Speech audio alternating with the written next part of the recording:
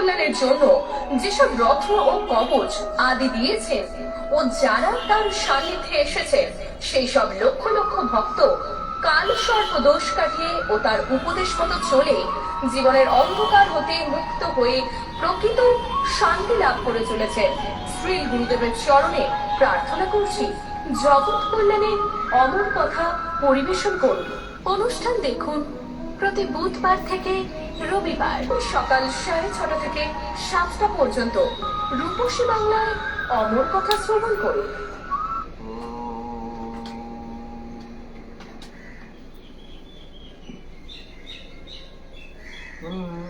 চিন্তামণির্জয়তি সোমগিরি গুরু শিক্ষা গুরুশ্চ ভগবান শিখিতিং সমৌলি যৎপাদকল্পতরুর্পল্লবশিখরেষু লীলা স্বয়ম্বররসং লভতে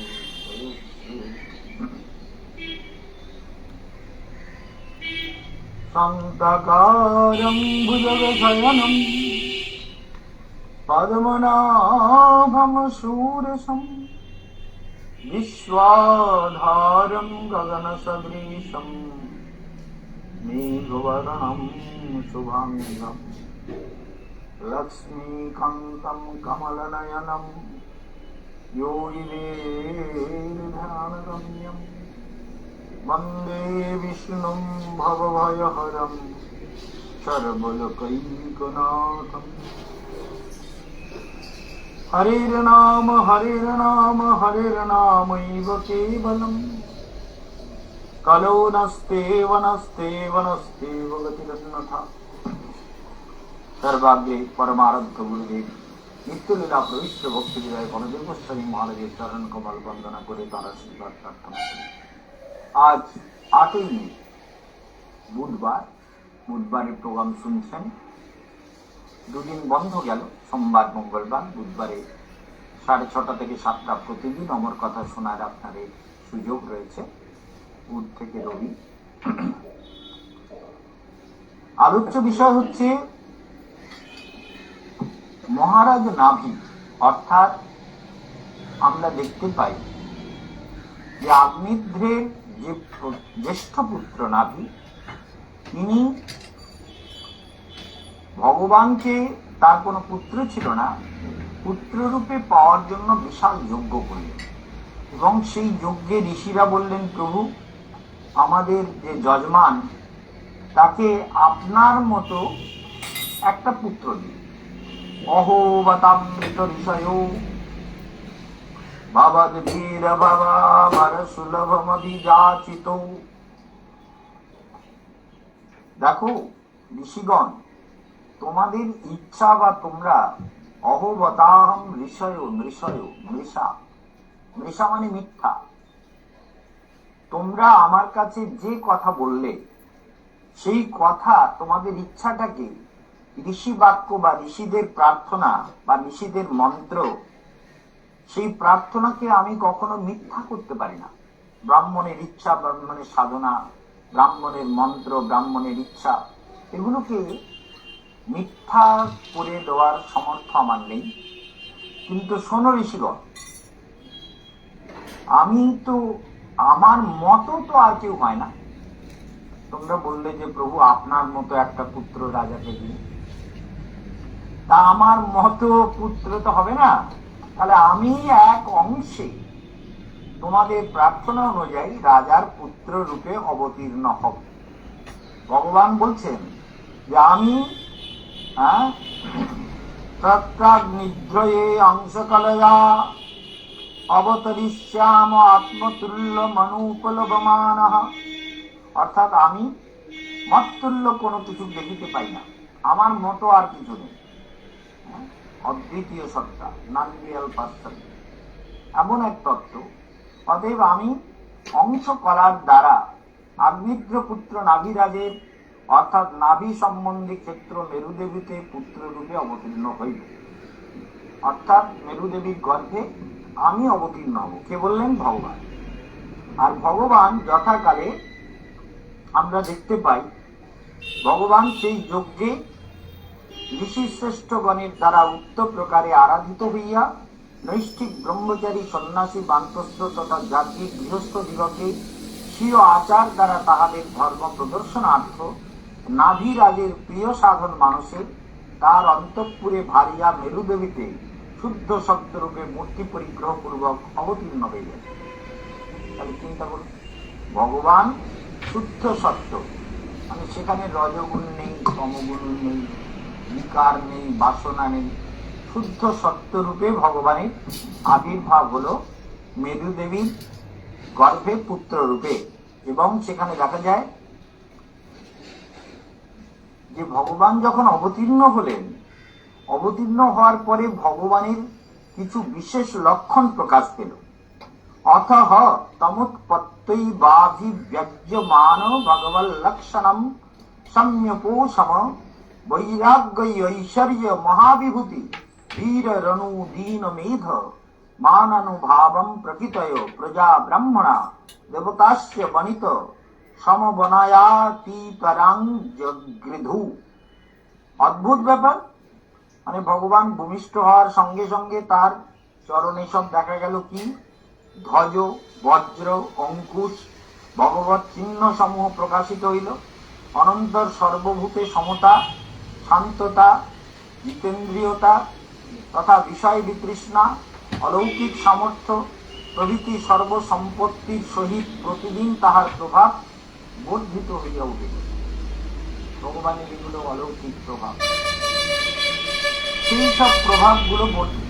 অতএব প্রজাবর্গ, ব্রাহ্মণগণ, দেবতাগণ এবং অমাত্য সকলেই ঐকান্তিক অভিলাষ করিলেন যে তিনি ভূমণ্ডল পরিপালনে প্রবৃত্ত হন। অর্থাৎ ভগবানকে প্রার্থনা করলেন যে প্রভু আপনি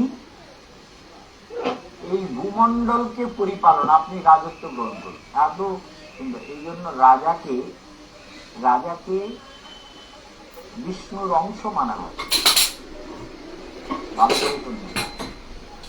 রাজার মধ্যে কিছু অলৌকিক দিব্য শক্তি বিষ্ণুর অংশ তা না হলে কি হতে পারে ওটা আপনারা ভালো করে জানতে পারছেন। পশ্চিমবঙ্গে যারা বাস করেন না, পশ্চিমবঙ্গে দেখুন মানে ভোট পাওয়ার জন্য কি ধরনের নোংরামি করতে পারে পলিটিক্যাল লিডার। পশ্চিমবঙ্গে মানে শ্রেষ্ঠ আসনে বসে কত রকমের নোংরামি ভাষা, কত রকমের অপদার্থতা। আজ 8 তারিখ, জানি না কোথায় কোথায় ভোট হচ্ছে, আমার দরকারও পড়ে না, কিন্তু খবরটা তো একটু শুনি সকালটা, কখনো কখনো সন্ধ্যাবেলা একটা শুনি। তো যা দেখতে পাই, যা শুনতে পাই, সেই কবিরের ভাষায় বলতে হয় শুনো শুনো আহত হাসি, হাসি পায়। বলে এরাও মানুষ, এও মানুষ হতে পারে, এরকমও মানুষ হতে পারে। আপনি আপনার ধর্ম, আপনার কৃষ্টি, আপনার কালচার, আপনার গরিমা, আপনার ঐতিহ্য, আপনার মহানতা, আপনার জাতির গরিমা, এগুলো আপনি রক্ষা করবেন না। রাজনীতিতে নেমে নোংরামির চরম পথ নেবেন। আহা, নির্লজ্জ। তোমাদের মুখে কি বলবো, ঝাঁটার বাড়ি দেওয়া দরকার। তা নাহলে এই ধরনের নির্লজ্জ রাজ্যের শাসক যদি হয়, গীতাতে ভগবান বলছেন যদ যদাচরতি শ্রেষ্ঠস্তদ্দেবেতরৌ জন সযৎ প্রমাণং কুরুতে লোকস্তৎ অনুবর্ততে। এটা বাস্তব ঘটনা, এখনো দেখতে পাচ্ছেন।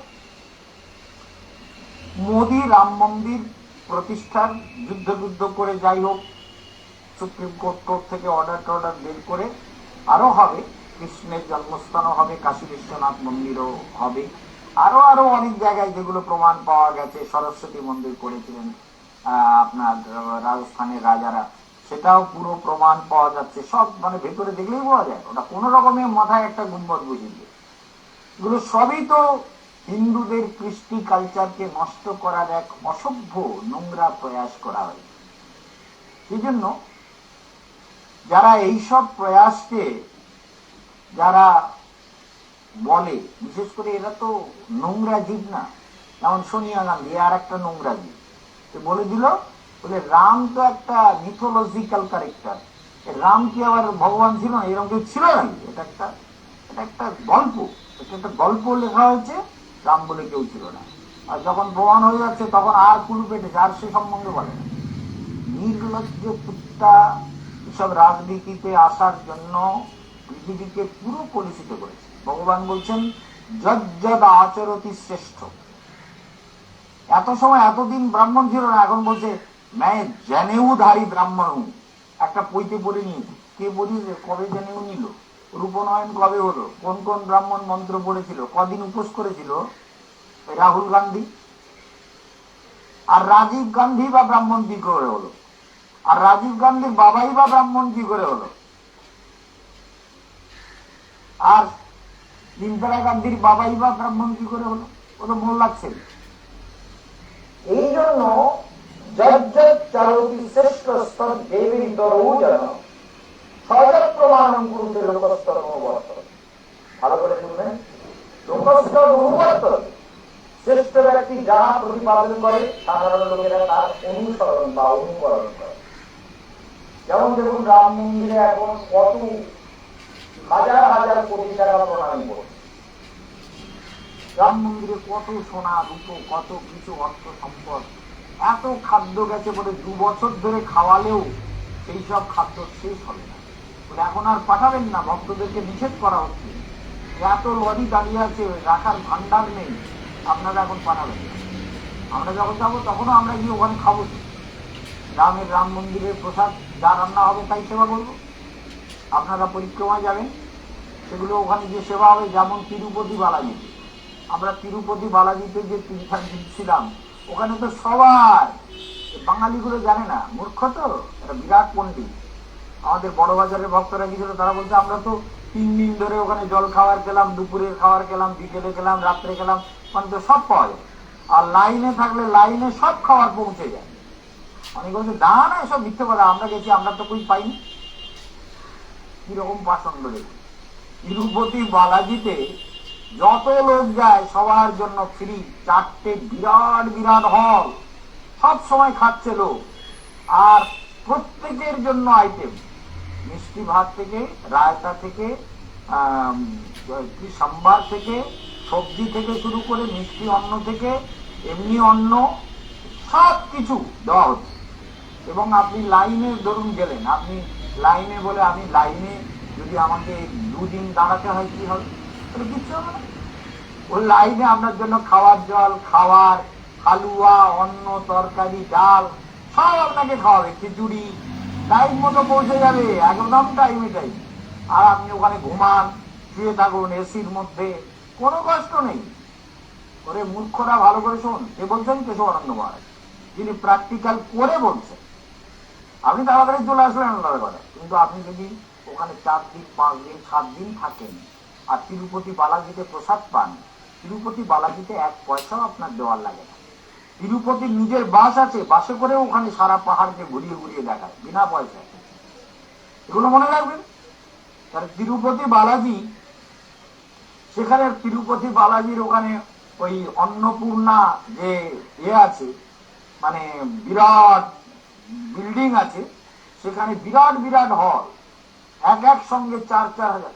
কোথাও বিভিন্ন রকমের খাবার আছে। কেউ যদি থালায় খেতে চায়, থালা, শুধু থালা দেওয়া হয়, একটা হলে শুধু থালা, আর একটা হলে শুধু কলা পাতা দেওয়া হয়, কলা পাতায় খাওয়া, আর একটা হলে শুধু তাল পাতা দেওয়া হয়, মানে তাল পাতার প্লেট, আর একটা হলে থালা, তার উপরে পাতা দিয়ে প্রসাদ দেওয়া হয়। তাহলে বিভিন্ন ভাবে প্রসাদ দিতে আমরা তো খেয়ে খেয়ে দেখি বিভিন্ন হলে, এটা ভরে গেছে, পাশেরটায় চলে যান, তার পাশেরটায় চলে যান, তার পাশেরটায় চলে যান, প্রচুর, মানে দিন রাত লোককে খাওয়াতে। সকাল 8টা, 8:30টায় বোধহয় জল খাবার দেয়, ওই তখন থেকে শুরু হয়ে গেল, এবার রাত পর্যন্ত সমানে খাওয়াচ্ছে। তাহলে তিরুপতি হচ্ছে বৈকুণ্ঠনাথ, তো তার এক নাম ভেঙ্কটেশ। সেই জন্য ভেঙ্কটেশ আমার মনের মধ্যে সবসময় জেগে, সেই জন্য বলছিলাম শ্রী ভেঙ্কটেশম মনসা স্মরামি। আর এক নাম শ্রীধর, শ্রী শ্রীধরম মনসা স্মরামি, শ্রী ভেঙ্কটেশম মনসা স্মরামি। আমি তাকে দেখতে পাই, তার সঙ্গে আমার ভাবটাও আছে, মোটামুটি ভালোই ভাব আছে, যেটা আপনারা বুঝতে পারবেন না, কারণ আপনারা ওই জগতের লোক না, আমরা ওইভাবে থাকি, তো সেই জন্য আমরা দেখতে পাই, তার সঙ্গে সম্পর্ক আছে সবসময়। এটা ভালো করে ভাব করবেন। শ্রী ভেঙ্কটেশম মনসা স্মরামি। ভেঙ্কটেশ একেবারে হৃদয় ভেঙ্কটেশ আবির্ভূত হয়। সেই জন্য চেতনা এখান থেকে একটা সোজা আলো চলে যাচ্ছে ভেঙ্কটেশের। ভেঙ্কটেশ মহাকাশেও একটা তো ভৌতিক জগতে ভেঙ্কটেশ আছে, আর একটা মহাকাশে আছে যেখানে নাসার বৈজ্ঞানিকরা বলছে ৭৩০০ আলোক বর্ষ দূরত্বে নারায়ণকে তারা তাদের দূরবীক্ষণে তারা পাচ্ছে। হ্যাঁ, সেই জন্য মনে রাখবেন, এই যে তারা ধরতে পারছে যে এখানে একটা অদ্ভুত একটা রূপ একদম শয়ন মুদ্রাতে রয়েছেন ভগবান, সৃষ্টিকর্তাকে যিনি কন্ট্রোল করছেন। যেন শান্তাকারং ভুজগ শয়নম। এই শান্ত অবস্থা মানবের চেতনায় আসা দরকার। যোগীকে বলে চেতনা যার শান্ত হয়ে গেছে। তেমনি এখানে দেখা যায় যে নাভি মহারাজ মেরু দেবীর ঘরে ভগবান পুত্র রূপে অবতীর্ণ হলেন। আর পুত্র রূপে অবতীর্ণ হলেন মানে তার প্রতিটি অঙ্গে অনেক চিহ্ন। আমরা যারা জন্ম নেই, একটা একটা চিহ্ন নিয়ে জন্ম যারা হয়, তারাও অনেক অলৌকিক কাজ দেখাতে পারে। যেমন আমার হাতে দেখবেন এখানে এই যে ত্রিশূল চিহ্ন দেখা যায়, এখানটা দেখুন একদম পরিষ্কার মৎস্য চিহ্ন আছে, এখানে একটা পল্লী ফুল আছে, এখানে একটা ডমরু চিহ্ন আছে, বৃহস্পতি কিরণ। যাই হোক, এই জন্য আপনাদের মনে রাখতে হবে, আমাদের যখন যে কথা হবে সেগুলোকে মন দিয়ে শুনবেন। যে ভগবানকে অনুভব করতে গেলে টেলিভিশনে প্রোগ্রাম চলছে, মনে রাখতে হবে যে আমরা ভগবানকে যদি অনুভব করতে চাই তাহলে কিন্তু জানতে হবে যে ছোট ছোট ঘটনাবলীকে মনে রাখতে হবে যে ভগবানের চিহ্ন আছে। আমাদের হাতে একটা মৎস্য চিহ্ন, একটা ত্রিশূল চিহ্ন, একটা সানলাইন, এগুলো আমাদের ভাগ্যকে হেল্প করে। আর ভগবানের তার ওই ঊর্ধ্বরেখা পেট লাইন সব তো আছেই, চতুষ্কোণ, তারপরে ত্রিকোণ, অষ্টকোণ, বল্লী ফুল। আমার হাতেও চতুষ্কোণ আছে, কিন্তু সেই চতুষ্কোণ আর ভগবানের চতুষ্কোণ একরকম না। ভগবানের আমার চতুষ্কোণটাও এফেক্টিভ, কিন্তু ভগবানের মতো অত সুন্দর না। ভগবানের হাতে বজ্র চিহ্ন আছে, শঙ্খ চিহ্ন আছে, শঙ্খ চিহ্ন আমার হাতেও আছে, কিন্তু শঙ্খ চিহ্ন আছে, অঙ্কুশ চিহ্ন আছে, মৎস্য চিহ্ন আছে, বল্লী ফুল আছে, রথ চিহ্ন আছে, ছত্র চিহ্ন আছে, অর্ধচন্দ্র আছে, বিভিন্ন রকমের ৩২টা দিব্য চিহ্ন ভগবানের চরণে থাকে। সেই সব চিহ্ন নিয়ে ভগবান অবতীর্ণ হলেন মেরুদেবীর গর্ভে নাভি মহারাজের পুত্র রূপে, ব্রাহ্মণগণের যজ্ঞে প্রদত্ত আহুতির দ্বারা। যজ্ঞে প্রদত্ত আহুতির দ্বারা মনে রাখবেন যে সেই প্রার্থনা ঋষিদের বাক্যকে সত্য করবার জন্য ভগবান পুত্র রূপে অবতীর্ণ হলেন। আর এর নাম দেওয়া হলো কি জানেন? বল শুনুন, মনে রাখবেন ভগবানের নাম তস্যঃ বা ইত্তম বর্মণা বরিয়সা বৃহৎ শ্লোকেন চৌদশা বলেন শ্রিয়া যশসা বীর্য শৌর্য ভাঞ্চ পিতা ঋষভ ইতিদম নাম চকার। ভালো করে মনে রাখবেন ভগবানের ৬টা ঐশ্বর্য, সেটা এখানে বলবেন। কিন্তু আপনারা একটু নোট করে নেবেন, কারণ আপনাদের আজকাল এইগুলো শেখার জন্য কত রকম সব কত কথা বলবে দেখতে পাবেন। এইগুলো শুনে রাখুন আর নোট করে রাখুন যে ভগবান তিনি হন যার এই তিনটে এই ৬টা ঐশ্বর্য আছে। ঐশ্বর্যস্য সমগ্রস্য, মানে বিশ্বের যত ঐশ্বর্য দেখছেন সব কিছুর মালিক হলেন ভগবান। এই গ্রাম, বাংলা, চন্দ্র, সূর্য, গ্রহ, নক্ষত্র, পৃথিবী, অনন্ত বিশ্ব চরাচর, অনন্ত মহাকাশ, অনন্ত সৌরলোক, অনন্ত গ্রহ, নক্ষত্র, তারকা, অনেক কিছু যা আপনি দেখছেন পৃথিবীতে, সমুদ্র, খাল, বিল, ডাঙা, হাঙর, কুমির, বাঘ, সিংহ, হরিণ, শ্রীগাল, মনুষ্য, দেবতা, গন্ধর্ব, কিন্নর, যক্ষ, রক্ষ, প্রেত, পিশাচ, ডাকিনী, শাকিনী, যোগিনী, ঋষি, সমস্ত কিছু যা দেখছেন সব তারই ঐশ্বর্য, তার বিরুদ্ধে। ভালো করে মনে রাখবেন। তাহলে তার ঐশ্বর্য, ভগবানের ঐশ্বর্য মনে রাখবে। বীর্য মানে সব শক্তি তার। বাঘের মধ্যে যে হিংস্র শক্তি সেটাও ভগবানের, আবার একটা কুচে মাছের যে শান্ত শক্তি সেটাও ভগবানের, আবার সাপের মধ্যে যে ভীতু ভাব, আবার সাপ যে ছবল দিতে ওঠে সেটাও ভগবানেরই শক্তি, আবার সাধুর মধ্যে যে শান্ত সমাহিত ধ্যান গম্ভীর আনন্দ চেতনা সেটাও ভগবান। তার মানে সমগ্র ঐশ্বর্য তার ঐশ্বর্যেই সব, তাকে ছাড়া কারোর কিছু নেই। আমরা তার সঙ্গে জুড়ে গেলে, আমরাও সেই শক্তির সঙ্গে যুক্ত হতে পারলে আমাদের মধ্যে শক্তি এসে যায়। যেমন পাওয়ার হাউসের সঙ্গে যদি তারটা জুড়ে দেওয়া হয়, তাহলে যত পাওয়ারের, আমার বাল্বের ক্যাপাসিটি অনুযায়ী আলো দেবে। আমার হৃদয়ের বাল্বটা যদি 10 ওয়াটের হয় তো 10 ওয়াটের আলো দেবে, যদি 100 ওয়াটের হয়, যদি 1000 ওয়াটের মার্কারি হয় তাহলে 1000 ওয়াটের আলো দেবে। বুঝতে পারছেন? হৃদয়টা যার যেমন, হৃদয় রূপী ক্ষেত্র যেমন, ভগবানের শক্তি সেখানে তেমন ভাবে প্রকাশিত হয়। এটাই চিরন্তন, এটাই বাস্তব, এর কোনো ব্যাখ্যা হয় না, এর কোনো বিতর্ক হয় না। যার হৃদয় যেমন, বৈষ্ণব কবি গিয়েছেন, হৃদয় পীড়িত যা কৃষ্ণ চিকিৎসকতায় ভবরোগ নাসিতে চতুর, ভবরোগ নাসিতে চতুর, বিধি মার্গ রত জানে স্বাধীনতা রত্ন দানে। দেখুন, ভগবান সমগ্র ঐশ্বর্যের মালিক, বিশ্বের যত ঐশ্বর্য আছে সব ঐশ্বর্য, সব কিছুর মালিক ভগবান। আর সমগ্র বীর্য মানে যত শক্তি, যার মধ্যে যত শক্তি আছে, বীর্য শব্দের অর্থ শক্তি। যত শক্তি আছে জীবের মধ্যে, সব শক্তির মূল উৎস, ফাউন্টেন সোর্স, এই সৃষ্টির সমস্ত এনার্জি তিনি ফাউন্টেন সোর্স, তিনি কেন্দ্র। সেই জন্য বীর্যস্য, সমগ্র বীর্য তার। আমরা কেবল অহংকার অহমিকা দেখাতে পারি। আমারই বলে বলে কেন ভ্রান্তি হলো হেন, ভাঙয়ে অহমিকা মিথ্যা গৌরব।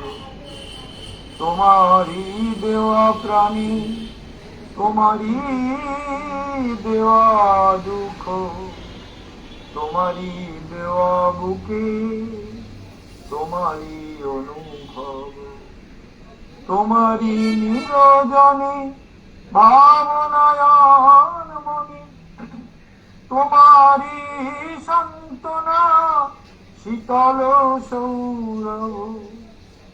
এই যে পরম আনন্দময় ভগবান, তাহলে সব বীর্য শক্তি সব তার। যশস্ব, আমরা মহারাজ আপনার খুব নাম আছে, নাম তো ভগবানের, আমাদের নাম হলে আমাদের মধ্যে অহংকার অস্মিতা দম্ভ এগুলো বেড়ে যায়।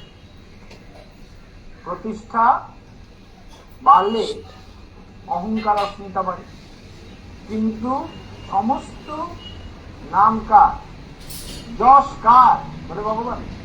তিনি প্রকৃত সুনামের অধিকারী। তার নাম গাও, তার মহিমা গাও, তার গুণ গাও, গাইলেই লাভ। গাও পুন পুন গৌরাঙ্গের গুণ, সরল করিয়া মন এ ভব সংসারে এমন দয়ালু না পাইবে একজন। তাহলে ভগবানের গুণগান করা, তার মহিমা শ্রবণ করা, মনন করা, চিন্তন করা, যশ যত বলবেন তত না। জগতে কারণ নিন্দা করলে ঝগড়া হবে, প্রশংসা করলে আবার যে প্রশংসা তার মনের মতো না হলে ভালো লাগবে না। সবার সৃষ্টি এটাই, কিন্তু সব গুণ সব যশ যার, তিনি ভগবান। এই ঋষভ যে অবতীর্ণ হচ্ছেন, যশটা যশস শ্রীয়, শ্রী মানে সুন্দরতা, সমস্ত সুন্দরতাও তার, সমস্ত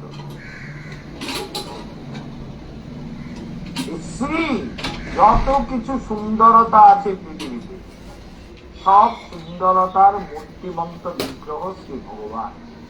সেই জন্য ভগবানকে বলেছেন আদরং মধুরং বদনং মধুরং, সবই তো মধুর। শুধু কি তাই বললেন? বলে ভূষণ ভূষণাঙ্গম,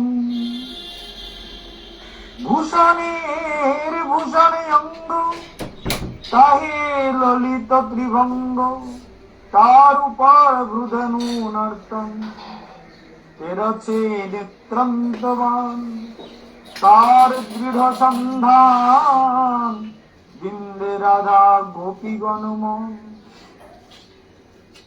চরি গোপী মনোরথে মনমথের মনমথে, নাম ধরে মদন মোহন, যিনি পঞ্চ সরদর্প স্বয়ং নব কন্দর্প, রাস করে লইয়া গোপীগণ। ভগবানের অঙ্গ কেমন? বলে ভূষণ ও ভূষণাঙ্গ, অলঙ্কারকে অলঙ্কৃত করে, তার অঙ্গে অলঙ্কার দিয়ে অলঙ্কারের সুন্দরতা বেড়ে যায়। অদ্ভুত সেই দিব্য মাধুর্য রসরাজ। এই জন্য শ্রীয় শ্রীয়, তার সুন্দরতা, তার সুন্দরতার কোনো তুলনা হয় না। বলে তুলনা মিলে না রে কৃষ্ণে। গোপীরা বলছে খেলাম কদম্ব মূলে, মন চাটন না চলে চরণ, সংসার গেলাম ভুলে। সে আনন্দ রসরাজ ভগবান আমাদের প্রত্যেকের আরাধ্য।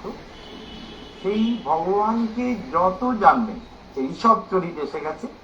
মনে রাখবেন, পঞ্চম স্কন্ধটা এবার পাঠ করতে শুরু করেছে এই জন্য যে গৃহী লোকেরা এই পঞ্চম স্কন্ধ শুনলে তাদের সংসারের মোহ আসক্তিগুলো দূর হবে, ভগবানকে ভালোবাসতে শিখবে। এটা চিরন্তন সত্য। সেই জন্য এই পঞ্চম স্কন্ধের অদ্ভুত ব্যাখ্যা আপনাদের সামনে তুলে ধরছি। আর বিশেষ করে যেহেতু আজকের প্রোগ্রাম 8 তারিখ হয়ে গেল, কালকে 9 তারিখের প্রোগ্রাম বৃহস্পতিবার 6:30টায়, আপনারা যত শীঘ্র সম্ভব সবাই বুকিং করে নেবেন। অনলাইনে বুকিং করতে চাইলে অনলাইনে টাকা দিয়ে দেবেন, অ্যাড্রেস সব পাঠিয়ে দেবেন, ফোন নাম্বার দিয়ে, পুরো address, phone number, pincode, everything দিয়ে অনলাইনে বুকিং করে অনলাইনে টাকা জমা দিয়ে দেবেন। মিনিমাম 5,000 টাকা আপনাকে জমা করতেই হবে, তার কমে জমা নেওয়া হয় না, এটা মনে রাখবেন।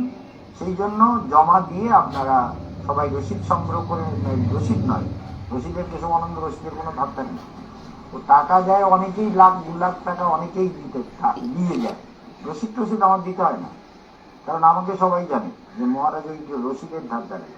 আর যারা ভাগ্য বিচার করবেন, রসিদ দেই কাদের? যাদের ট্যাক্স ফ্রি দরকার, তাদের রসিদ দিয়ে দেবো, ট্যাক্স ফ্রি হয়ে যাবে। কারণ এটা একটি জি ধারা রেজিস্টার্ড ট্রাস্ট। আমি যদি রসিদ দেই, আপনি টাকার ট্যাক্সটা, সেই টাকাটা আপনি লেস হয়ে যাবে আপনার ট্যাক্স থেকে, এটা রিলেট হবে। যাই হোক, সবাই মনে রাখুন, বাগবাজারে কেশবানন্দ মহারাজ বাসেন, 240 নম্বর বাস স্ট্যান্ড, এবং ইন্ডিয়ান ব্যাংক, এবং এখন আবার একটা বোধহয় এক্সিস ব্যাংক নাকি একটা ব্যাংক পাশে হচ্ছে, ওই ব্যাংকের বাড়িটার আগের বাড়ি, প্রথম বাড়ি, মানে মোড় থেকে একটা বাড়ির পরের বাড়ি। বাগবাজার যে মোড়, মানে সঞ্জীবনী নার্সিংহোম এবং হনুমান মন্দিরের অপোজিট সাইডে একটা বাড়ির পরের বাড়ি। অমর কথার ব্যানার বিভিন্ন জায়গায় লাগানো আছে, তো তাকাবেন, নিজেরা বুঝতে পারবেন। সবাই ভালো থাকুন। আর মহারাজকে যারা শ্রদ্ধা করবেন তারা এই মহারাজের কাছে আসবেন। কালসর্প দোষ কাটাবার যারা ইচ্ছা তারা সময় মতো চলে আসবেন। আজকের এখানে বিশ্রাম। ওম শান্তি। ওম।